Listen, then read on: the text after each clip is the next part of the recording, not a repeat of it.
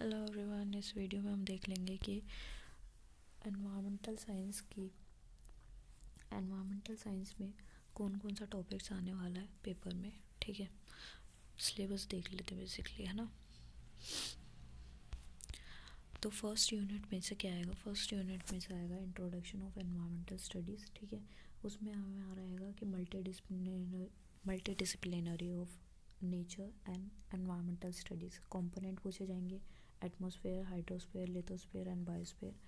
Scope and importance, concept and stability, sustainability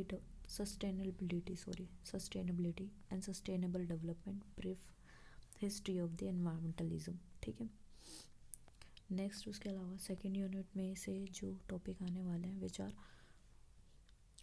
definition of ecosystem, structure ecosystem, function of ecosystem, physical, energy flow, biological and biochemical process, concept of the productivity, ecological pyramid and the heterostasis। और उसके अलावा क्या आएगा? Type of ecosystem, turban, forest, grassland, desert, aquatic, importance and threats and relevant example from India. Ecosystem services आएंगी, ecosystem preservation, conservation strategy and basic ecosystem restoration. ये सारे second unit में से आने वाले हैं। थर्ड यूनिट की अगर हम बात कर लेते हैं, थर्ड यूनिट जो नेचुरल रिसोर्स वाली है उसमें से आएगा लैंड रिसोर्सेज। ठीक है, जिसमें आएंगे mineral, soils, agriculture, crop, environment, natural forest production, medicinal plant, forest based industries, livelihood, land covers, land uses change, land degradation, soil erosion. Water resource में क्या आएंगे? Natural and man made resources, uses of water, over exploitation of service and ground water resource. ये सारी चीज़ें water resource में आएंगी। उसके अलावा एनर्जी रिसोर्सेज में आएंगे कि रिन्यूएबल और नॉन रिन्यूएबल एनर्जी। ठीक है, alternate energy resources, energy content of oil, petroleum and natural gas. ठीक है, ये सारी आएंगे नेचुरल रिसोर्स में। उसके अलावा केस स्टडी भी आ सकती है, कुछ contemporary Indian issues related to mining, dam, forest, energy and etc.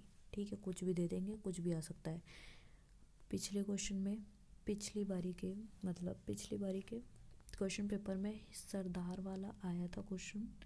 ठीक है, और एक चिपको आंदोलन के बारे में पूछा था। मतलब ये सारे इम्पोर्टेंट है, इसको पढ़ना ज़रूरी है। ठीक है, नेक्स्ट उसके अलावा फोर्थ यूनिट जो हमारी लास्ट यूनिट है, फोर्थ यूनिट में से आएगा कि एनवायरमेंटल पोल्यूशन क्या होता है। ठीक है, nuclear hazard and human health risk क्या होते हैं। ठीक है, सॉलिड वेस्ट पे जो इनकी केस स्टडी है, जैसे कि गंगा वाली है, ये मेन इंपॉर्टेंट आती है। भोपाल गैस ट्राजेडी भी आती है, ट्रेजेडी ये आती है। ये सारी इंपॉर्टेंट टॉपिक है। ठीक है, इसमें से भी कुछ आएगा, बट ये जो सॉलिड वेस्ट के टॉपिक जो केस स्टडी बनती है ना, गंगा की एक तो और एक भोपाल की, विच इज़ मस्ट इम्पॉर्टेंट है वो।